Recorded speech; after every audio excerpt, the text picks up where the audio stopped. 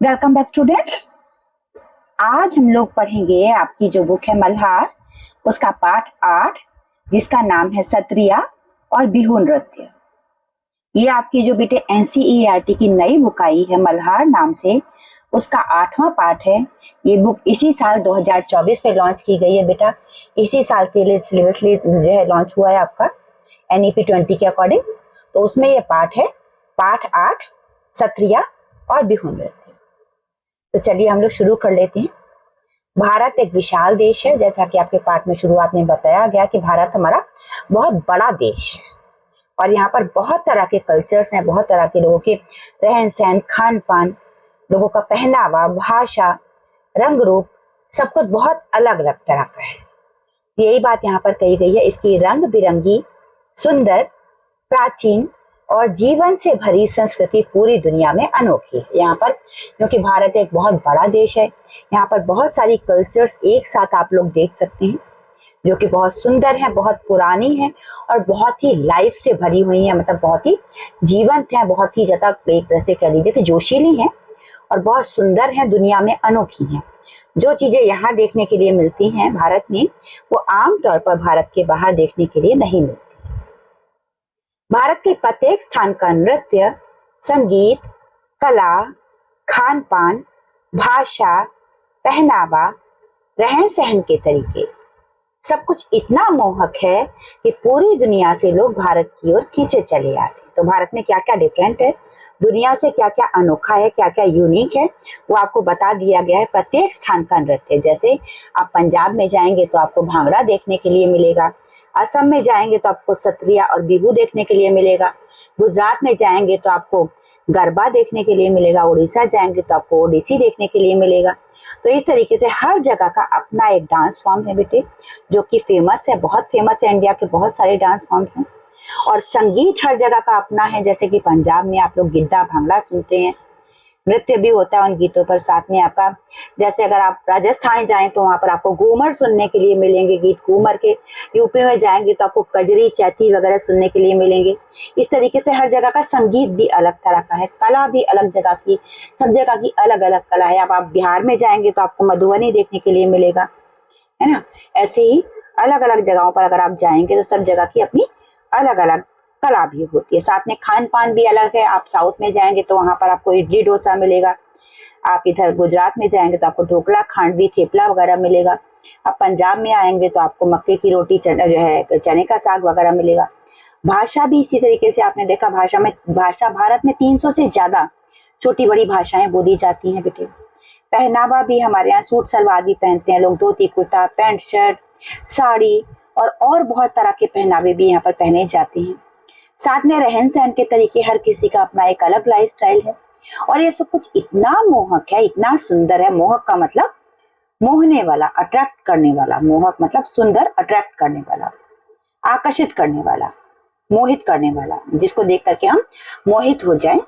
तो इतना ज्यादा मोहक है कि पूरी दुनिया से लोग भारत की ओर खींचे चले आते। इतना ज्यादा खूबसूरत है, इतना ज्यादा लोगों को अच्छा लगता है कि सारी दुनिया से लोग इनको देखने के लिए यहाँ चले आते। इस पाठ में भी एक परिवार एक दूसरे देश से भारत में आया। जो ये पाठ हम पढ़ेंगे आज का, सत्रिया और बिहू नृत्य, पाठ 8 आपकी मल्हार बुक का, इस पाठ में भी एक परिवार है जो किसी दूसरे देश से भारत में आया है। इनके बारे में मैं आपको बता नहीं रही हूँ, पहले से हम लोग सरप्राइज रहने देते हैं और आइए पढ़ते हैं कि वो लोग कौन है, भारत में कहाँ से आए हैं और क्यों आए हैं। तो इस पाठ में हम लोग पढ़ेंगे एक परिवार के बारे में जो किसी दूसरे देश से आया है भारत में, यहाँ के कल्चर के बारे में जानने के लिए। वो कहाँ से आया है, क्यों आया है, ये हम इस पाठ में बेटे पढ़ेंगे, ठीक है। ये बात तो इतना पढ़ने के बाद हमें पता चल ही गई है कि वो लोग यहाँ के कल्चर के लिए आए हैं, यहाँ के कल्चर के बारे में जानने के लिए आए हैं। तो पाठ शुरू कर लेते हैं अब हम लोग जल्दी से। पाठ है एंजेला लंदन के जाने माने एंजेला लंदन के जाने माने इलाके केजिंगटन में रहती थी। जाना माना इलाका कौन सा होता है, जिसे कि सभी लोग जानते हैं और मानते हैं, यानी कि जाना हुआ इलाका, यानी कि सब उसके बारे में जानते हैं और मानते हैं का मतलब वो जगह एक गुड बुक्स में है लोगों की, लोग उसको अच्छी तरह से, अच्छी नजर से देखते हैं, पॉजिटिव इफेक्ट मतलब उसका पड़ा हुआ है लोगों के ऊपर, यानी कि एक अच्छी जगह है, रेपुटेड जगह है। कैजिंगटन इंग्लैंड की या लंदन की, ठीक है। एंजेला वहां पर रहती थी। उसका स्कूल घर से दूर नहीं था, घर उसका स्कूल के बिल्कुल पास में ही था। उसका कोई सगा भाई बहन भी नहीं था, मतलब वो अपनी मम्मी पापा की ओनली डॉटर थी, इकलौती बेटी थी। उसे जेम्स और कीरा नाम के दोस्तों के साथ समय बिताना पसंद था, यानी कि इंग्लैंड में या सॉरी लंदन में उसके दो दोस्त थे, जेम्स और कीरा, जिनके साथ वो टाइम स्पेंड किया करती थी। ये सब आपस में मिलकर कई काल्पनिक खेल खेला करते। काल्पनिक खेल बोलते हैं इमेजिनरी गेम्स खेलते हैं, जैसे हम लोग कई बार खेलते हैं कि भाई हम लोग कैसे कैसे गेम खेलते हैं, रोबोट का गेम खेलते हैं या बार्बी डॉल के साथ खेलते हैं, तो हमें ऐसे फील होता है कि जैसे बार्बी डॉल हमसे बात ही कर रही है ना। कई बार हम ऐसे गेम खेलते हैं जिनमें हम अपनी इमेजेंस को, अपनी इमेजिनरी जो हमारी थॉट्स होते हैं उनको हम इस्तेमाल करते हैं। जैसे कई बार हम मिट्टी के टुकड़ों के बताशे बना लेते हैं, खाने की चीजें मिठाइयाँ बना लेते हैं, या हम लोग कहते हैं चलो हम राम बनते हैं, रावण बनते हैं, ऐसे गेम्स हम लोग खेला करते हैं। ऐसे ही गेम यहाँ पर एंजेला अपने दोस्तों जेम्स और कीरा के साथ खेला करती थी। उन्हें ऐसी कहानियों का पात्र बनने में मजा आता था, जैसे हम लोग रोल प्ले करते हैं, चलो मैं राम बनता हूँ तुम रावण बनो, या फिर ऐसे ही गेम बनती बहुत से बच्चे खेलते हैं, मैं कृष्ण बनता हूँ तुम जो है क्या कि जो है सुदामा बनो या तुम अर्जुन बनो।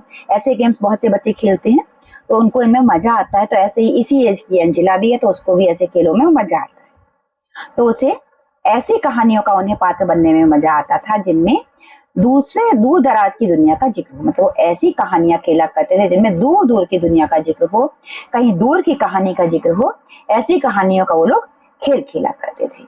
एंजेला को हर उस कहानी से प्यार था। एंजेला को हर वो कहानी पसंद थी जिसमें उसे ताजमहल, एफिल टावर या कोलोजियम की यात्रा पर जाना, यानी कि उसको ऐसी कहानियां खेला करते थे, चलो आज हम ताजमहल जा रहे हैं, ऐसे इमेजिनरी गेम खेला करते थे वो, या फिर आज हम एफिल टावर जा रहे हैं, या फिर आज हम कोलोजियम जा रहे हैं। इस तरह के गेम एंजेला और उसके दोस्त जेम्स और कीरा खेला करते थे। तो पाठ में बेटा 3 जगह का नाम आया है और नाम है इसमें ताजमहल, एफिल टावर और कोलोजियम। तो कोलोजियम और एफिल टावर और ताजमहल तीनों की मैं आपको यहाँ पर इमेज दिखाई देती हूँ बेटे। तो सबसे पहले बेटे आपको बताया गया है यहाँ पर ताजमहल के बारे में। तो ये ताजमहल देख लीजिए आप लोग बेटा, सामने ताजमहल की फोटो है आपकी स्क्रीन पर। तो ताजमहल यहाँ पर जो है इंडिया में, भारत में आगरा में स्थित है बेटा। इसे शाहजहां ने बनवाया था और ये उनकी पत्नी मुमताज महल का मकबरा है। मकबरा यानी कि उनकी ग्रेव है। वो अपनी पत्नी को बहुत प्रेम करते थे, इसलिए जब उनकी मृत्यु जो यहाँ पर मृत्यु हुई भारत में, तो उन्होंने उनकी याद में मकबरा बनवाया था बेटे। ये सफेद संगमरमर से बना हुआ मकबरा है और इसे बनवाने में बेटा पूरे 20 साल लगे थे उस टाइम पर, ठीक है। इसके बाद आपको जो बात कही गई है वो कही गई है कोलोजियम की। तो कोलोजियम की देखिए तस्वीर, ये आप देख सकते हैं आपके सामने स्क्रीन पर है बेटा। ये इटली के रोम शहर में है बेटा और बिल्कुल सेंटर में वहां पर बना हुआ है। वहां पर बिल्कुल रोम के सेंटर में बना हुआ है। ये रोमन साम्राज्य का सबसे बड़ा एलिप्टिकल एम्फी थिएटर इसको कहा जाता है। वहां का ये थिएटर था जो कि इस तरीके से ये बना हुआ था उस टाइम पर, ठीक है। इसके बाद तीसरी चीज आपके साथ जो शेयर की गई है वो है एफिल टावर।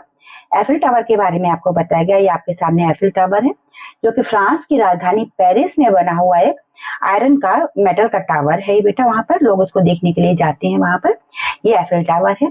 इन तीनों चीजों को देखने के लिए अगर आप इंटरेस्टेड हैं और आपको लगता है कि आपको देखनी चाहिए, तो अगर आप दिल्ली में रहने वाले हैं तो दिल्ली में बेटे एक वेस्ट टू वंडर करके एक म्यूजियम बनाया हुआ है। वहां पर इन तीनों के आप रेप्लिका देख सकते हैं। बाहर के भी जो बच्चे हैं वो लोग भी अगर चाहें तो दिल्ली कभी आए तो इस म्यूजियम को देख सकते हैं, जहां पर ये 7 वंडर्स जो हैं आपके थ्रू आउट वर्ल्ड जो हैं उनको वहां पर रेप्लिका बनाए गए हैं, उनको आप यहाँ पर देख सकते हैं बेटा। तो दिल्ली के बच्चे हैं वो तो जरूर देख करके आए, मेरा उनको सजेशन रहेगा। कोलोजियम, एफिल टावर, साथ में आपका वहां पर ताजमहल का भी रेप्लिका है, कुतुब मीनार का भी रेप्लिका है वहां पर, और भी बहुत सारे हैं बेटा। आप जाएंगे तो आपको देख करके अच्छा लगेगा। तो चलिए अब हम लोग पाठ पर वापस चलते हैं। तो एंजेला जो है, एंजेला को ऐसी कहानियों में रोल प्ले करने में बहुत अच्छा लगता था जिनमें उसको, जैसे वो क्या करती है, अब हम ताजमहल जा रहे हैं, अब हम एफिल टावर जा रहे हैं, या फिर अब हम कोलोजियम जा रहे हैं, ऐसी यात्राओं पर जिन कहानियों में उसको जाना होता था, उन कहानियों में एक्टिंग करना उसको बहुत पसंद था। उसे बिल्कुल भी अंदाजा नहीं था कि जल्दी ही यात्राओं की उसकी ये कहानियां सच साबित होने वाली है। मतलब वो कहानियां थी उसकी, अपनी कहानियों में वो खेला करती थी, रोल प्ले किया करती थी, नाटक किया करती थी। उसको बिल्कुल भी अंदाजा नहीं था कि बहुत जल्दी वो ऐसे ट्रेवल करने के लिए निकलने वाली है और रियलिस्टिक उसको ट्रेवल्स मिलने वाली है। तो एंजेला की माँ जो थी एलेसेंड्रा, एक डॉक्यूमेंट्री फिल्म निर्माता थी। उसकी मदर जो थी एलेसेंड्रा, वो डॉक्यूमेंट्री फिल्में बनाया करती थी। आपने भी डॉक्यूमेंट्री फिल्में बेटा टीवी पर कभी ना कभी देखी होंगी। डॉक्यूमेंट्री फिल्में जो होती हैं वो आमतौर पर नेशनल ज्योग्राफिक पर, डोमेस्टिक जो आपका जो है, साथ में जो इस तरह के डिस्कवरी चैनल वगैरह हैं उन पर आती रहती हैं। उन्हें लंदन की ब्रिटिश अकादमी से असम की नृत्य परंपरा पर एक डॉक्यूमेंट्री बनाने के लिए वित्तीय मदद दी गई थी। वो लंदन में रहती थी, तो लंदन की जो ब्रिटिश अकेडमी थी उसने उनको फाइनेंशियल एड दिया था, फंडिंग की थी, उनको एक तरीके से पैसे दिए थे कि आप जाइए और जाकर के भारत के असम में जो वहाँ के जो डांस फॉर्म्स हैं, वहाँ के जो डांस के जो ट्रेडिशंस हैं, उन पर जाकर के आप एक डॉक्यूमेंट्री बना करके लेकर के आइए हमारे लिए। इस तरीके से उनको एक टास्क मिला था, किसको? एंजेला की मदर एलेक्जेंड्रा को, कि इनको इंडिया आना था। इंडिया में आकर के उनको एक डॉक्यूमेंट्री फिल्म रिकॉर्ड करनी थी और उसको जाकर के वहां पर इंग्लैंड में उन्होंने शेयर करना था। इसके लिए उनको फंडिंग की गई थी। अब पेचीदा बात ये थी कि उनके इस काम को पूरा करने के लिए सिर्फ 1 महीने का वक्त था। इसमें पेचीदा बात का मतलब होता है मुश्किल बात ये थी, या थोड़ी सी डिफिकल्ट बात ये थी कि उनको ये काम पूरा करने के लिए सिर्फ 1 महीने का टाइम दिया गया था कि आप इंडिया जाइए, वहां से असम के जो भी डांस फॉर्म्स हैं, जो डांस के ट्रेडिशंस हैं, उनकी आप डॉक्यूमेंट्री बना करके लेके आइए। इसके लिए हम आपको पैसा देते हैं और आप ये काम 1 महीने में करके ले आइए, ऐसे बोला गया था उनको।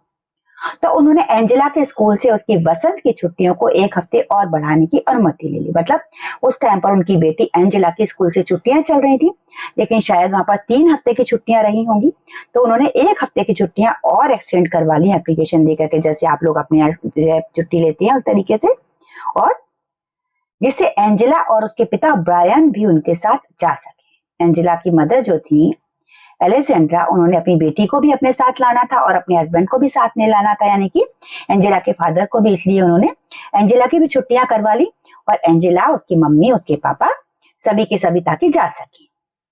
अब एंजेला बहुत जल्दबाजी में बनाई गई इस यात्रा की योजना से हैरान थी, क्योंकि ये जो ट्रेवल करने की जो प्लानिंग थी बड़ी जल्दबाजी में की गई थी, क्योंकि एंजेला की मदर एलेक्जेंड्रा को कहा गया था कि आप जाइए, 1 महीने के अंदर वहां से काम करके लौट के आइए। तो बहुत जल्दबाजी में ये प्लानिंग की गई थी। इस बात से एंजेला बहुत हैरान भी थी, बड़ी एक तरीके से सरप्राइज थी, पर उसकी माँ समय से ये काम पूरा कर सके इसलिए वे सभी जल्दी ही तैयार हो गए। लेकिन उसकी मदर को ये काम करना था, टाइमली करना था, इसलिए वो सब के सब हैरान थे, लेकिन बहुत जल्दी से तैयार हो गए। उसके बाद क्या हुआ?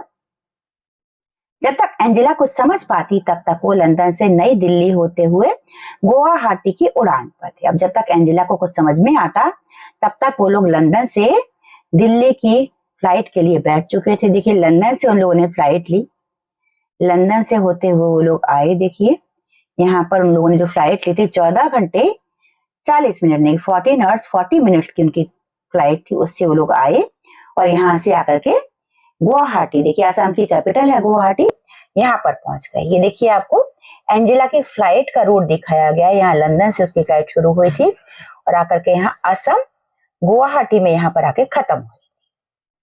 ठीक है, तो इस तरीके से 14 घंटे 40 मिनट यानी कि 14 आवर्स 40 मिनट्स की ट्रेवलिंग करके वाया एयर एंजेला पहुंची गुवाहाटी। ठीक है, तो आगे आपको बताया गया है जब तक एंजेला को समझ पाती तब तक वो लंदन से नई दिल्ली होते हुए गुवाहाटी की उड़ान पर थी। मतलब लंदन से वो आई दिल्ली, दिल्ली से गुवाहाटी। यात्रा के दौरान माँ ने एंजेला को असम की खूबसूरती के बारे में कुछ बातें बताई। जब वो लोग ट्रेवल कर रहे थे, 14-15 घंटे का उनका रूट था, तो उस दौरान माँ ने एंजेला को असम की ब्यूटी के बारे में, असम की सुंदरता के बारे में कुछ बातें बताई। क्या क्या बताया? असम भारत के उत्तर पूर्वी क्षेत्र में है। देखिए हम लोग भारत का मैप यहाँ पर अगर देखें तो भारत का जो मैप है उसमें आपको मैं एक चीज बता दूं बेटा, किसी भी मैप में जब आप देखते हैं तो मैप में ऊपर आपका नॉर्थ होता है। यहाँ पे मैं आपको बता देती हूँ थोड़ा सा ना, किसी भी मैप में जब आप देखते हैं तो सबसे ऊपर क्या होता है? ऊपर आपका नॉर्थ होता है, नीचे की तरफ आपका साउथ होता है, और राइट में जब आप देखते हैं तो आपके ईस्ट होता है, और जब आप लेफ्ट में देखते हैं तो आपको वहां पर वेस्ट दिखाई पड़ता है। तो भारत में गुवाहाटी आप लोग देख पा रहे हैं, आपको नॉर्थ ईस्ट के इलाके में दिखाई पड़ रहा है। नॉर्थ में है यानी कि ऊपर के हिस्से में है, और राइट के हिस्से में यानी कि नॉर्थ ईस्ट का इलाका कहलाएगा। तो असम में वहां पर उसकी माँ ने उसको बताया कि जो ये एरिया था वो नॉर्थ ईस्ट में था भारत के। यहाँ पर देखिए ये नॉर्थ ईस्ट कहलाएगा। ये यहाँ पर भारत में जो है, ये किसी भी मैप में बेटा, जैसे कि मैं आपको बताया, ऊपर की तरफ देखते हैं तो नॉर्थ होता है, नीचे देखते हैं ये साउथ होता है, इस तरफ देखते हैं तो ये आपका नॉर्थ होता है, ईस्ट होता है, और इस तरफ ये वेस्ट होता है। ठीक है, तो इस तरीके से डायरेक्शंस डिसाइड की जाती हैं जब भी हम कोई मैप पढ़ते हैं। तो उसमें आगे पढ़ते हैं। अब मान जो बता रही थी अंजिला को, बता रही थी कि असम भारत के उत्तर पूर्वी क्षेत्र में है, यानी कि नॉर्थ ईस्ट एरिया में है, जिसे अपने वन्य जीवन, रेशम और चाय के बागानों के लिए जाना जाता है। बेटा यहाँ से आपका क्वेश्चन बनेगा जरूर, आपसे पूछा जा सकता है, इसलिए आपको ये चीजें याद रखनी होगी। असम क्यों फेमस है? यहाँ के वन्य जीवन के लिए यानी कि वाइल्ड लाइफ के लिए, रेशम के लिए यहाँ के, और चाय के बागानों के लिए बहुत फेमस है। असम की चाय आपने जरूर सुना होगा। तो ये चीजें असम की बहुत फेमस हैं। इसके साथ असम में नृत्य की भी बहुत समृद्ध परंपरा, बहुत ही रिच ट्रेडिशन है वहां का असम के डांस फॉर्म्स का। तो अलेक्जेंड्रा की डॉक्यूमेंट्री के केंद्र में असम के जनजीवन ने नृत्य के महत्व को तलाशना था। यानी कि अलेक्जेंड्रा जो डॉक्यूमेंट्री बनाने जा रही थी, उसका मेन फोकस इस बात पर था कि असम का जो जनजीवन है, असम के लोगों की जो लाइफ है, उसमें डांस का क्या इंपॉर्टेंस है, उसको अपने डॉक्यूमेंट्री में ये बताना था। तो वे जब यहाँ आ रहे थे तब अप्रैल का महीना चल रहा था। ठीक है, वो लोग जब यहाँ आ रहे थे तब अप्रैल का महीना चल रहा था, और असम में ये नए साल का वक्त होता है। असम में इसे नए साल का टाइम माना जाता है बेटे, होली के बाद का टाइम, नया साल शुरू होता है हिंदी कैलेंडर में। तो वसंत के आने की खुशी में वे सभी एक त्योहार मनाते हैं जिसे बिहू कहा जाता है। जब बसंत आता है तो बसंत के आने की खुशी में वो लोग एक त्योहार मनाते हैं, उसको त्योहार को वो लोग बिहू कहते हैं। और एंजेला उसी रात उसे देखने जाने वाली थी। बसंत के आने पर, बसंत के आने की खुशी में वहां पर त्योहार मनाया जाता है जिसे बिहू कहते हैं। इसी बिहू को देखने उसी रात एंजेला वहां पर जाने वाली थी। तो गुवाहाटी के एक होटल में सामान्य होने के बाद वो लोग 14-15 घंटे का जब ट्रैवल करके आई बेटा, उसके बाद एयरपोर्ट से गुवाहाटी में अपने होटल में गए। उसके बाद वहां जाकर के वो लोग फ्रेश हुए, अपना सामान वगैरह रखा, नाश्ता किया, यानी कि सामान्य हुए, नॉर्मल हुए। और उसके बाद वे उसी शाम पास के एक गांव मलंग में गए। कौन से गांव में गए वो लोग? गांव का नाम था मलंग। उस गांव में गए। गांव पहुंचने पर माँ ने एंजेला को बताया कि बिहू एक कृषि आधारित त्योहार है। जब गांव में पहुंचे तो एंजेला की माँ ने एंजेला को बताया कि बिहू जो है, बिहू जिसे कहते हैं, ये कैसा त्योहार है? ये कृषि पर आधारित त्योहार है, यानी कि एग्रीकल्चर बेस्ड त्योहार है, यानी कि खेती से जुड़ा हुआ त्योहार है। कि जब कोई फसल बोई जाती है या उसके बीज बोए जाते हैं या उसकी जो रुपाई की जाती है या बीज उगाए जाते हैं, तब की ये त्योहार मनाया जाता है। जैसे बेटा होली हमारा है, वो भी कृषि आधारित त्योहार है। जब खेतों में फसलें पक जाती हैं, उनको काटने का टाइम आता है, तो खुशी में होली का त्योहार मनाया जाता है। ऐसे ही बिहू भी होली का ही एक तरह से, होली की तरह ये कृषि का आधारित त्योहार। कृषि कहते हैं बेटा एग्रीकल्चर को, खेती को। तो भारत में जनसंख्या का एक बड़ा हिस्सा किसानों का है। हमारे यहाँ एक बहुत बड़ा हिस्सा किसान है। खेती करने वाले लोगों की संख्या भारत की लगभग 70% पहले बताई जाती थी, अभी 65% 70% के अराउंड है बेटा। भारत की एक बहुत बड़ी आबादी खेती का काम करती है। असम में बिहू साल में 3 बार मनाया जाता है। असम में बिहू कितनी बार मनाया जाता है? 3 बार। कब कब? सबसे पहले जब किसान बीज बोते हैं। जब किसान बीज बोता है, सारे के सारे किसान जब बीज बोते हैं, तब वहां पर बिहू मनाया जाता है सबसे पहले। फिर जब वे धान रोपते हैं, बीज बो दिया, बीज के बाद पौध तैयार हो जाती है बेटा। ठीक है, बीज बोने के बाद उसके छोटे छोटे पौधे बन जाते हैं। उन पौधों को, धान के पौधों को फिर निकाल करके पानी में लगाया जाता है। पानी से भरा हुआ खेत होता है, उसमें लगाया जाता है। उसे कहते हैं धान रोपना, है ना। तो बीज के जो छोटे छोटे पौधे बन गए, बीज बो दिया आपने मिट्टी में, उनके छोटे छोटे पौधे बन गए, उनको कहते हैं धान। है धान की, चावल के जो पौधे होते हैं उनको धान की फसल कहा जाता है, चावल की खेती को। धान के जब छोटे छोटे पौधे बन जाते हैं तो उनको सूखे मिट्टी में से निकाल करके, पानी से तैयार खेत होता है, पानी भरा हुआ होता है जिसमें, उसमें लगाया जाता है। तो इसे रोपना कहते हैं, धान रोपना कहते हैं। तब दूसरी बार बिहू मनाया जाता है, और तीसरी बार तब मनाया जाता है जब खेतों में अनाज तैयार हो जाता है, फसल की कटाई का टाइम आता है, तब तीसरी बार बिहू मनाया जाता है। यानी कि असम में बिहू का त्योहार 3 बार मनाया जाता है। पहली बार बीज रोपने पर, दूसरी बार धान रोपने पर, और तीसरी बार जब अनाज तैयार हो जाता है। तो एंजेला कार से उतरी, वहां आसपास उत्सव जैसा माहौल देखकर वो हतप्रभ थी। उत्सव यानी कि सेलिब्रेशन जैसा माहौल था। हतप्रभ थी मतलब सरप्राइज थी, हैरान थी। हतप्रभ यानी कि हैरान। अपने आसपास सेलिब्रेशन जैसा माहौल देख करके एंजेला बहुत हैरान थी। वहां एक बड़े से बरगद के पेड़ के नीचे मंच बनाया गया था। एक बड़ा सा बरगद का पेड़ था, उसके नीचे मंच बनाया गया था। तो बेटा साथ में ये भी देख लीजिए कि बरगद का पेड़ कैसा होता है। ये देखिए आपके सामने स्क्रीन पर बेटा बरगद का पेड़ है, और ये बहुत बड़े बड़े पेड़ होते हैं, और 100 साल तक भी, उससे ज्यादा साल तक भी ये जिंदा रहते हैं। इनके नीचे काफी कुछ काम असम जैसे जगहों पर जो है लोग इकट्ठे होकर के करते हैं। तो ऐसा बरगद का कोई पेड़ था, उसके नीचे वहां पर स्टेज बनाया गया था जहां पर सेलिब्रेशन होने वाला था बिहू का बेटे। ठीक है, तो एक बड़े से बरगद के पेड़ के नीचे मंच बनाया गया था, यानी कि मंच कहते हैं बेटा स्टेज को, है स्टेज बनाया गया था। वो जगह लोगों से भरी हुई थी, वहां पर बहुत सारे लोग इकट्ठे हुए थे। ये जगह ऐसे लग रहा था कि जैसे इंसानों से भरी हुई थी। एंजेला ने एक पेड़ के नीचे एक साथ इतने लोगों को पहले कभी नहीं देखा था। इससे पहले एंजेला ने एक पेड़ के नीचे इतने सारे लोगों को पहले कभी भी नहीं देखा था। वहां खुले आसमान के नीचे लोगों के बीच बैठकर उसे ऐसा लग रहा था जैसे वो आश्चर्यजनक रूप से किसी टाइम मशीन में आकर बैठ गई। मतलब यहाँ बैठ के एंजेला को ऐसे लग रहा था कि जैसे वो किसी टाइम मशीन में आकर के बैठ गई है। उसको यकीन ही नहीं हो रहा था कि वो किसी ऐसी जगह पर बैठी हुई है, या क्या वो उस वक्त किसी सपनों की दुनिया में थी। उसको ऐसे लग रहा था कि जैसे वो किसी सपनों की दुनिया में थी। उसे ये यकीन ही नहीं हो रहा था कि वो जहां बैठी है वो सब कुछ रियल है। वो मंत्र मुग्ध होकर के, मतलब बिल्कुल मस्त होकर के, बिल्कुल अपनी धुन में खो करके पूरी तरह से वहां लड़के लड़कियों को वसंत ऋतु के आगमन पर नृत्य करते देख रही थी। बसंत आया था, उस टाइम वहां पर लड़के लड़कियां डांस कर रहे थे। उनको बड़ी मुग्ध होकर के एकदम से बहुत ज्यादा खोई हुई, उनको डांस देखने में खोई हुई थी पूरी तरह से एंजेला। एंजेला ने इस बात पर ध्यान दिया कि लड़कों ने वाद्य यंत्र ले रखे हैं। वाद्य यंत्र कहते हैं बेटा म्यूजिकल इंस्ट्रूमेंट को। उसने देखा कि वहां लड़कों ने वाद्य यंत्र यानी कि म्यूजिकल इंस्ट्रूमेंट ले रखे हैं, और लड़कियों ने लाल और बादामी रंग की गहरी डिजाइन वाली खूबसूरत पोशाक पहनी हुई है। तो बेटा इस फोटो में आप लोग देख सकते हैं कि लड़के किस तरीके से वाद्य यंत्र लेते हैं।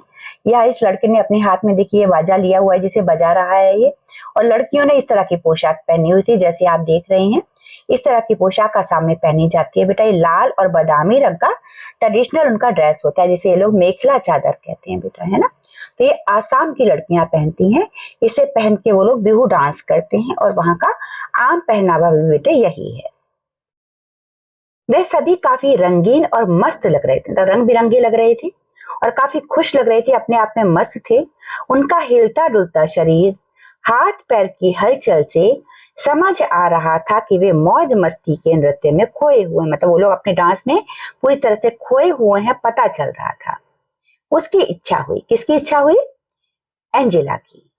एंजेला की इच्छा हुई कि वो भी अपने घर पर बसंत के आगमन पर ऐसे ही नृत्य करेगी। एंजेला का मन हुआ कि जब इस बार बसंत आएगा तो अपने घर पर जाकर के वो भी इसी तरीके से डांस करेगी जैसे ये लोग डांस कर रहे हैं। देखिए बेटा यहाँ पर आपको ये दिखाई पड़ेगा, ये देखिए आपकी बुक में भी आपको फोटो दी हुई होगी। तो ये लोग म्यूजिकल इंस्ट्रूमेंट ले रखे हैं लोगों ने। किसी ने ढोल लिया हुआ है, देखिए आपके सामने, किसी ने हाथ में कुछ बांसुरी जैसा लिया हुआ है, किसी ने ये इसे कुछ और बोलते हैं ये लिया हुआ है। महिलाओं ने देखिए उसी तरह की ड्रेस पहनी हुई है जैसे मैंने आपको बताया था।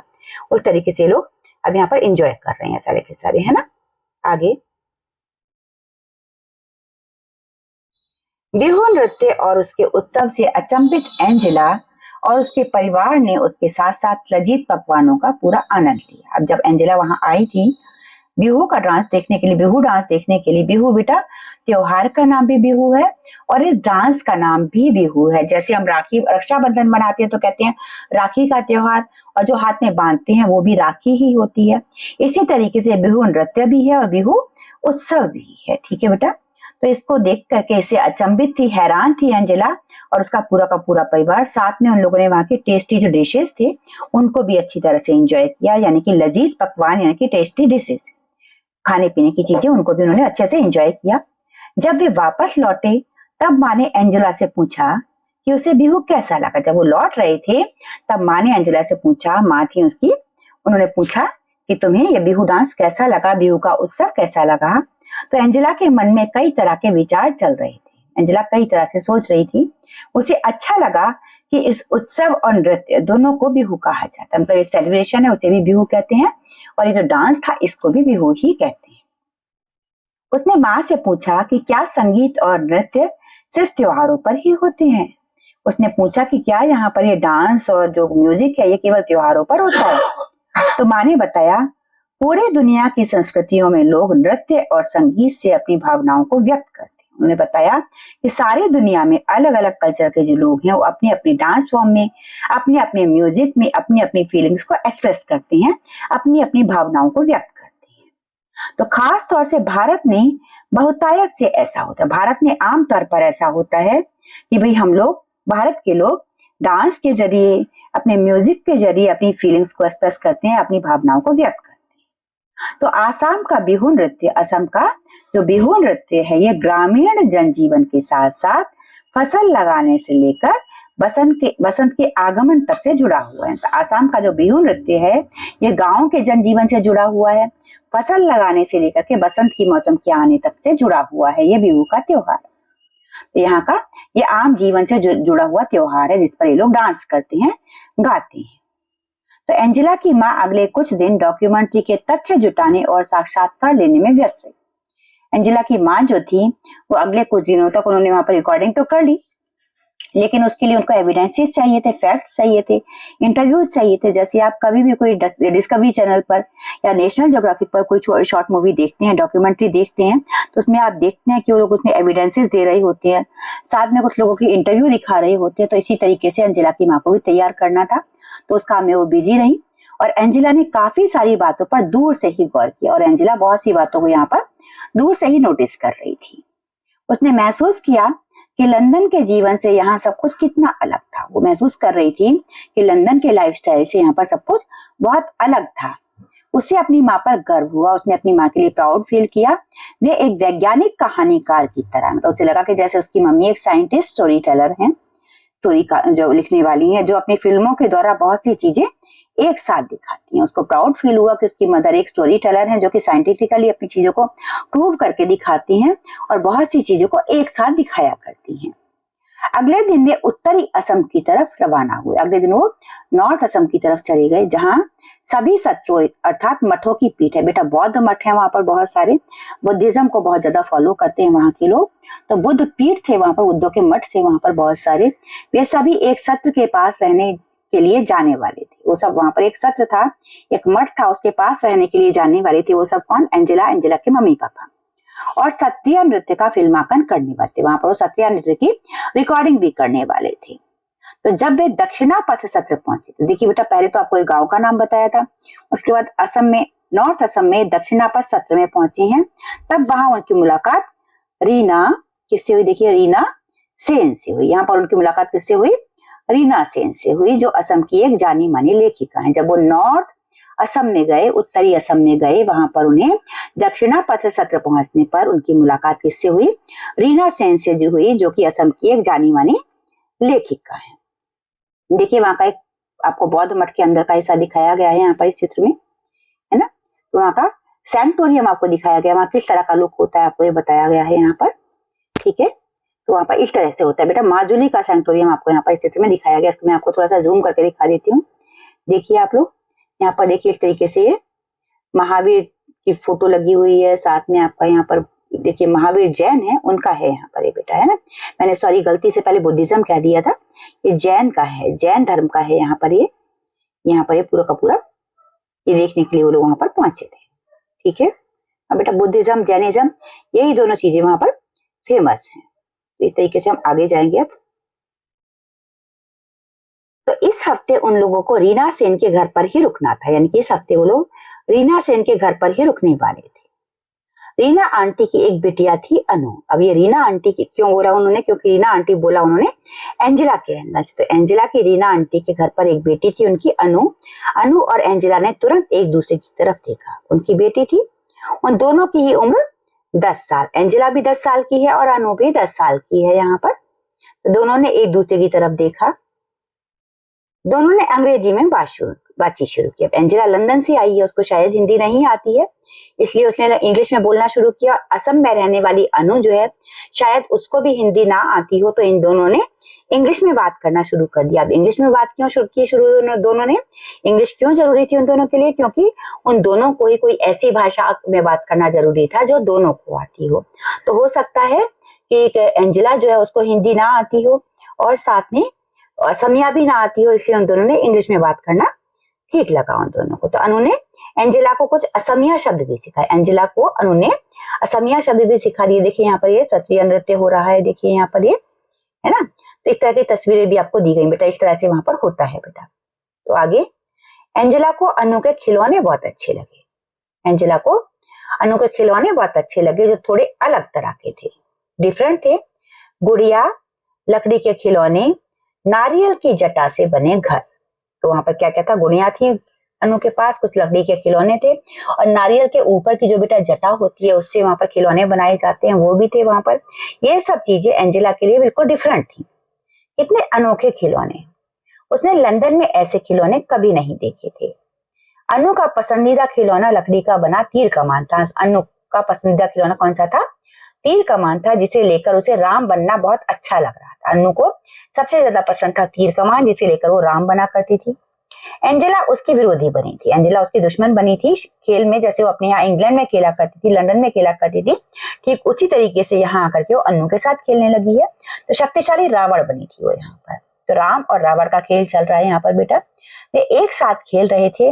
उस कूद फांद और लड़ाई का कोई अंत नहीं था। कूद फांद कर रही थी दोनों लड़कियां, खेल रही थी, उसका अंत क्यों नहीं था, वो खत्म नहीं हो रहा था, क्योंकि दोनों को मजा आ रहा था। वो बार बार उसी गेम को खेल रही थी, जैसा कि कई बार बच्चे करते हैं बेटा, है ना। तो आगे एंजेला और अनु ने देखा कि एलेसेंड्रा ने वैष्णव मठ के सभागार में नृत्य कर रहे युवा साधुओं का फिल्मांकन किया। जो कि ये देखिए युवा साधु है ये, इनकी उन्होंने डॉक्यूमेंट्री बनाई, इनकी वीडियो बनाई एंजेला ने और अनु ने देखा। इनकी उन्होंने उसकी माँ ने, एंजेला की माँ ने वीडियो बनाई। एंजेला आश्चर्य से सोच रही थी कि क्या सत्रिय नृत्य सिर्फ लड़कों और पुरुषों के लिए है। एंजेला यहाँ पर हैरानी में पड़ी हुई सोच रही थी कि क्या ये सत्रिय डांस जो है ये केवल लड़के और पुरुष ही करते हैं, मतलब केवल मेल्स करते हैं यहाँ पर। एंजेला और अनु सोच रहे थे कि काश वे भी इन युवा साधुओं की तरह गा सकते, नृत्य कर सकते और छद्म युद्ध लड़ सकते। छद्म युद्ध मतलब फेक वॉर कर पाते, वह खेल खेल में लड़ाई करना, मतलब लड़ाई का खेल खेलना, ये कर पाते। एंजेला और अनु यहाँ पर सोच रहे थे कि काश हम भी इन लड़कों की तरह डांस कर पाते, साथ में गा पाते और साथ में यहाँ पर जो फेक वॉर का जो गेम चल रहा है, वॉर का जो एक खेल खेल रहे हैं वो हम खेल पाते। तो माँ ने एंजेला को बताया कि 20वीं शताब्दी के मध्य में कुछ साधु मठों से बाहर आकर पुरुषों और महिलाओं को सत्रिय नृत्य सिखाने लगे। एंजेला की माँ ने बताया कि जब 20th सेंचुरी का बीच आया, मिड 20th सेंचुरी यानी कह सकते हैं 1950 के अराउंड, उस टाइम पर कुछ साधु मठों से बाहर आए और पुरुषों को, महिलाओं को ये सत्रिय डांस सिखाने लग गए। तो शुरू में ऐसे साधुओं को मठों से निकाल दिया गया। शुरू में क्या हुआ, उन पर लोग नाराज हुए, जो पुराने साधु थे ऐसे नए साधुओं पर गुस्सा हुए, उनको मठों से निकाल दिया गया 1950 के आसपास। लेकिन आधुनिक दौर में, मतलब आज के टाइम में, मॉडर्न टाइम्स में महिला सत्रिय कलाकारों के लिए मंच पर नृत्य करना आम बात हो गई। मतलब वो लोग देख रहे थे पुरुषों को डांस करते हुए, लेकिन अब महिलाएं भी करती हैं और बहुत कॉमन सी बात है कि महिलाएं भी यहाँ पर बात डांस करती हैं। ये वाला उस रात माँ महिला सत्रिय नृत्यांगनाओं का फिल्मांकन करने वाली थी। उस रात माँ ने, मतलब एंजेला की माँ महिला नृत्यांगनाएं थी, यानी जो फीमेल डांसर थी उनकी वीडियो बनाने वाली थी रात को। एंजेला बहुत उत्साहित थी, एंजेला बहुत एक्साइटेड थी, है ना। उसने रीना आंटी से आग्रह किया कि वे अनु को भी सत्रिय नृत्य में महिला नृत्य को देखने के लिए साथ आने। मतलब एंजेला बहुत एक्साइटेड थी, उसने रीना आंटी से रिक्वेस्ट किया कि वो अनु को भी उसके साथ, वो फीमेल डांसर जो डांस करने वाली हैं सत्रिया, उसको देखने के लिए उसके साथ जाने दें। आंटी ने स्वीकृति दे दी, यानी परमिशन दे दी। उस रात अनु और एंजेला सत्रिय नृत्य देखने गए। एंजेला और अनु सत्रिय डांस देखने के लिए गए, जिसमें भगवान विष्णु, उसमें कहानी क्या क्या हो रही थी बेटा, उस रात अनु ने और एंजेला ने जो सत्रिया डांस देखा उसमें क्या कहानी चल रही थी। तरीके से बेटा ये डांस ड्रामा होता है तरीके से, है ना, जिसमें भगवान विष्णु के दो द्वारपाल थे, मतलब इनके दो गेट कीपर्स थे, दो गार्ड थे, जय और विजय, उनकी कहानी थी। मतलब जो एंजेला और अनु वहां पर जो सत्रिया नृत्य देखने गए थे उसमें एक डांस ड्रामा चल रहा था जिसमें जय और विजय की कहानी दिखाई जा रही थी, जो कि भगवान विष्णु के द्वारपाल थे। द्वारपाल कहते हैं गेट कीपर्स को, जो एक तरह से चौकीदार कह सकते हैं आप, उनकी कहानी थी जिनके नाम थे जय और विजय। पर्दा उठा और एंजेला ने देखा कि सफेद पगड़ी नुमा टोपी में दो महिलाएं नृत्य और नाटक की शैली में कमाल का अभिनय कर रही हैं। तो एंजेला ने देखा कि दो महिलाएं आई स्टेज पर, उन्होंने सिर पर पगड़ी नुमा टोपी पहनी हुई थी, पगड़ी जैसी टोपी पहनी हुई थी और डांस कर रही थी। डांस करते करते वो नाटक कर रही थी, नाटक के स्टाइल में वो डांस कर रही थी और एक्टिंग कर रही थी। ये कहानी क्या चल रही थी? जय और विजय की कहानी चल रही थी स्टेज पर। तो जैसे जैसे कहानी आगे बढ़ी उन दोनों ने देखा कि किस तरह जय और विजय ने कई बड़े ऋषियों को भगवान विष्णु से नहीं मिलने दिया, क्योंकि उस वक्त भगवान विष्णु सो रहे थे।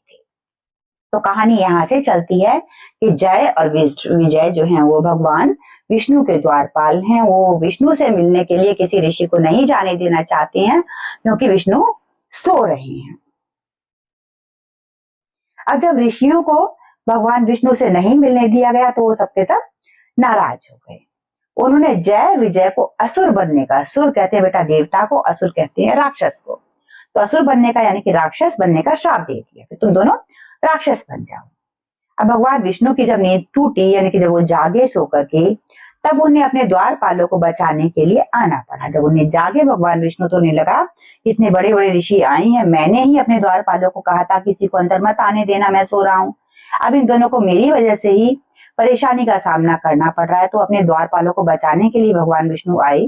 उन्होंने वचन दिया कि वे जय और विजय को मारकर उन्हें श्राप से बचा लेंगे। कि जय और विजय बेटा, हमारे यहाँ सनातन में हिंदू धर्म में क्या होता है कि हम मानते हैं कि पुनर्जन्म होता रहता है ना, अगले जन्म में हमको दोबारा से जन्म मिल जाता है, हमें फिर से लाइफ मिल जाती है। तो उन्होंने कहा कि इस जन्म में तो तुम दोनों को इन साधुओं ने राक्षस बना दिया, पर मैं तुम दोनों को मार करके इनके शाप से बचा लूंगा, और तुम जब दोबारा पैदा होगे तो तुम दोबारा से अच्छे, मतलब एक राक्षस नहीं रहोगे। तो बाद में जय और विजय दोबारा भगवान विष्णु के द्वारपाल बने। उसके बाद जय और विजय हैं वो फिर से भगवान विष्णु के द्वारपाल बन जाते हैं अगले जन्म में फिर से। तो एंजेला को यह कहानी नाटकीय और दिलचस्प लगी, तो उसको बड़ा एक तरह से ड्रामेटिक लगी और इंटरेस्टिंग लगी। क्षत्रिय महिला नृत्यांगनाओं ने जिस प्रकार की शक्ति, बल और आकर्षण प्रदर्शित किया, क्षत्रिय जो डांसर्स थी, महिला डांसर्स थी, फीमेल डांसर थी, उन्होंने अपनी शक्ति जिस तरीके से दिखाई, जिस तरीके से अपनी पावर दिखाई, उन लोगों ने जिस तरीके से अपना फोर्स दिखाया, उससे एंजेला बहुत ज्यादा अट्रैक्ट हुई। उसके लिए वो बहुत अद्भुत था, बहुत हैरान कर देने वाला था। तो एंजेला ने महसूस किया कि उन महिला कलाकारों की प्रस्तुति क्षत्रिय नृत्य करने वाले पुरुषों की कलाकारों से भी बेहतर थी। मतलब कि एंजेला को ऐसे लगा कि यहाँ जो फीमेल डांसर्स परफॉर्म कर रही हैं, इनकी परफॉर्मेंस जो दिन में उसने जो मेल डांसर्स देखे थे उनके मुकाबले भी बहुत ज्यादा अच्छी थी। इसके बाद के दिनों में अनु और एंजेला के ख्यालों में बस क्षत्रिय नृत्य ही घूम रहा था। इसके बाद दोनों लड़कियां जो थी, अनु और एंजेला, दोनों क्षत्रिय डांस ही उनके दिमाग में घूमता रहता था। उन दोनों ने स्वर्ग के द्वारपाल जय विजय की तरह हथियार और तलवार चलाते हुए नृत्य किया। वो दोनों जैसे घर में गेम खेला करती थी, तो वो दोनों क्षत्रिय डांस का गेम खेलने लगी, हाथ में तलवार लेकर के, नकली तलवार लेकर के वो लोग जय विजय बना करती थी और खेला करती थी। तो एलेसेंड्रा बच्चों की इस उत्सुकता को समझ गई और वे उन्हें क्षत्रिय कलाकारों के होने वाले साक्षात्कार में साथ ले गई। एलेसेंड्रा जो थी, जो है एंजेला की मदर, उनको लगा कि ये बच्चे बहुत ज्यादा इंटरेस्टेड हैं इस डांस फॉर्म के लिए, तो उन दोनों को क्षत्रिय कलाकार जो थे उनका इंटरव्यू लेने के लिए जा रही थी। यानी कि साक्षात्कार यानी कि इंटरव्यू बेटा, है ना, साक्षात्कार यानी इंटरव्यू, ठीक है। तो जब वो उनका इंटरव्यू लेने जा रही थी तो इन दोनों बच्चियों को अपने साथ ले गई, ठीक है। एंजेला और अनु बहुत खुश थी दोनों की दोनों, क्योंकि उनको अब उन आर्टिस्ट से मिलने का मौका मिल रहा था जिनकी वो नकल करती थी। इन नृत्यांगनाओं के नाम प्रिया और रीता थे। जो डांसर्स थी दोनों की दोनों, इनके नाम थे प्रिया और रीता, जो कि उस डांस फॉर्म में, उस डांस ड्रामा में जय और विजय बनी थी। तो वे लड़कियों को क्षत्रिय और बिहू की कुछ खूबसूरत मुद्राएं और बारीकियां सिखा रही थी, मतलब वो कुछ स्टेप सिखा रही थी उनको, कुछ बेसिक सिखा रही थी वहां पर उन लड़कियों को, तो एंजेला अत्यधिक प्रसन्न थी। उन्होंने क्योंकि वहां के बेसिक सीख ली थी, कुछ कुछ उनकी पोजीशन सीख ली थी कैसे लेनी होती है, तो एंजेला बहुत खुश थी। वापस लौटने के बाद भी वो चलने, खाना खाने और यहाँ तक कि खेलने के दौरान भी नृत्य करती रही। उसने बेसिक सीख लिए थे छोटे छोटे, तो उनको वो बार बार दोहराती रही घर आने के बाद भी। वापस लंदन जाने के बाद वो उन सभी रिकॉर्डिंग्स को देखती रही जो उसकी माँ ने रिकॉर्ड की थी। जब वो लंदन पहुंच गई, वहां पर भी वो उन रिकॉर्डिंग्स को बार बार देखा करती थी जो उसकी माँ ने की थी, क्योंकि उसको ये डांस फॉर्म बहुत पसंद आया था। पूरे उत्साह के साथ वो असम की समृद्ध नृत्य परंपरा को याद करती है। उसको बहुत ही एक्साइटेड होती थी जब भी वो यहाँ की जो उसने जो देखे थे डांस फॉर्म्स उनको याद किया करती थी, तो उसको बहुत एक्साइटमेंट फील हुआ करता था। रंग बिरंगा, सत्रिया और आनंदित करने वाला बिहू, यानी कि जो डांस था सत्रिया वो उसको रंग बिरंगा लगता था, और बिहू जो लगता था बहुत ज्यादा खुशी देने वाला लगता था।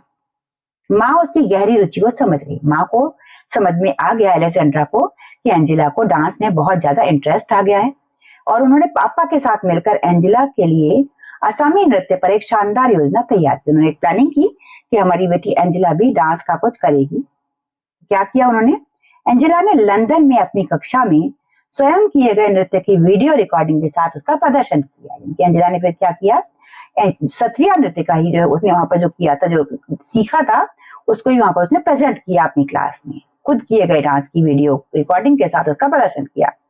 खुद नृत्य की रिकॉर्डिंग की थी उसने, इसने जो है एंजेला ने। उसके साथ साथ उसने खुद भी वहां पर डांस करके दिखाया लोगों को। तो उसके सहपाठियों और शिक्षकों को ये बहुत पसंद है, उसके क्लासमेट्स को, उसके टीचर्स को बहुत अच्छा लगा कि रिकॉर्डिंग के साथ साथ एंजेला उस डांस फॉर्म को करके भी दिखा रही है। तो एंजेला इस बात से बहुत रोमांचित थी कि वो असम के खूबसूरत नृत्यों की झलक उन सभी को दिखा पाई। एंजेला को इस बात के लिए बहुत ज्यादा एक्साइटमेंट था, बहुत ज्यादा खुशी थी, बहुत ज्यादा वो रोमांचित थी, बहुत ज्यादा एक तरह से अपने आप में बहुत ज्यादा ब्लेस्ड फील कर रही थी कि वो असम में जो कुछ देख करके आई है वो अपने साथियों को, अपने टीचर्स को दिखा पाई। उसे बहुत अच्छा लग रहा था। माँ को भी हर बार ऐसे ही अच्छा लगता होगा जब वे कोई फिल्म बनाती होंगी। वो सोचती है कि मेरी माँ को भी हर बार ऐसे ही अच्छा लगता होगा जब वो कोई नई फिल्म बनाती हैं। तो अब एंजेला के पास अपने लिए असम के नृत्यों, बिहू और सत्रिया के साथ अपना खुद का मनोरंजन था। आवाज एंजेला क्या था कि एंजेला अब तक तो केवल रिकॉर्डिंग्स देखती थी, पर अब वो खुद भी वो डांस करना सीख गई थी, इसलिए उसके पास अपना खुद का मनोरंजन था। वो बिहू देखती थी, सत्रिया देखती थी और फिर खुद भी किया करती थी इन डांसेस को। तो आगे लेखिका है इस पाठ की। बेटा पाठ यहीं पर आपका खत्म हो गया। ठीक है, मैंने अपनी ओर से आपको बहुत अच्छी तरह से समझाने की कोशिश की है। फिर भी किसी को अगर कहीं कुछ डाउट हो तो आप लोग बेटा कमेंट सेक्शन में पूछ सकते हैं। इस पाठ की लेखिका थी जया मेहता, और इसको ट्रांसलेट किया है बेटा, किसी और भाषा में लिखा गया पाठ है ये। इसको ट्रांसलेट किया है शिवेंद्र कुमार सिंह जी ने। अब लेखिका की देखिए आपको फोटो दिखाई गई है। ये डांसर है, ओडिसी डांस करती हैं ये। ओडिसी एक हमारे यहाँ का बेटा शास्त्रीय नृत्य है। शास्त्रीय नृत्य हमारे यहाँ के कौन कौन से उसको मैं आपको अलग से बताऊंगी बेटा। तो जय मेहता एक नृत्यांगना है, डांसर है, लेखिका है, शिक्षिका है। मतलब ये डांसर भी है, राइटर भी है और टीचर भी है। ठीक है, डांसर है, राइटर है, टीचर है, और आप जैसे बच्चों के मित्र भी हैं। आप जैसे बच्चे हैं इनके दोस्त होते हैं, इसलिए तो वे इतनी सरलता से आपके लिए भारतीय नृत्यों की सुंदरता और बारीकियों को शब्दों में पिरो लेती है। इसलिए वो आपके बारे में बहुत आसान शब्दों में आपको इस डांस के बारे में बता पाई है। इनका जन्म 1977 में हुआ था। ये जो है लेखिका, इनका जन्म कब हुआ था? 1977 में, 1977 में। ये पाठ उनकी भारतीय नृत्यों से जुड़ी एक पुस्तक नृत्य कथा से लिया गया। उनकी पुस्तक है नृत्य कथा, उसमें से आपके लिए ये पाठ लिया गया है बेटे। इसका हिंदी अनुवाद शिवेंद्र कुमार सिंह ने किया है और चित्रांकन सुरुबा नतालिया ने किया। यानी कि इसके अंदर जो भी चित्र दिए गए हैं इस पाठ में, जितने भी पिक्स आपने देखे इस पाठ के अंदर आपकी बुक में बेटा, वो सब के सब आपके लिए एडिट किया सुरुबा नतालिया जी ने, है ना। जया मेहता स्वयं भी ओडिसी नृत्य में पारंगत, मतलब ओडिसी की एक्सपर्ट डांसर हैं ये जया मेहता जी, और कई वर्षों से देश विदेश में नृत्य प्रस्तुतियां दे रही हैं। मतलब डांस के प्रेजेंटेशन ये देश में विदेश में देती रहती हैं। एक महान नृत्यांगना है, एक महान लेखिका है और एक एक्सपर्ट टीचर है बेटा ये। तो ये हो गया बेटा राइटर का आपका जो है परिचय, लेखक से परिचय हो गया। इसके बाद पाठ के जो एक्सरसाइज वाला जो पार्ट है, ये हमारा एक्सरसाइज वाला जो पार्ट रह गया, हिस्सा रह गया है, इसको हम एक अलग वीडियो में करेंगे बेटा। तो पाठ यहीं तक था बेटा। पाठ आपको अच्छी तरह से समझ में आ गया है तो वो भी बताइएगा बेटा, फीडबैक दिया कीजिए। और नहीं समझ में आया है तो वो भी बताइएगा बेटा। जहां क्लियर नहीं होगा उसको मैं और क्लियर करने की आपके लिए कोशिश करूंगी बेटा। इसके बाद आप लोग बेटा अच्छी तरह से समझ लीजिए। पार्ट का जो आपका एक्सरसाइज वाला जो पार्ट है उसको मैं अलग से वीडियो में बनाऊंगी। कहीं कुछ डाउट हो तो कमेंट सेक्शन में आप लोग पूछ सकते हैं। और चैनल आपने अभी तक अगर बेटा सब्सक्राइब नहीं किया तो बहुत जल्दी से कर लीजिए। Have a great day ahead. जय हिंद, जय भारत।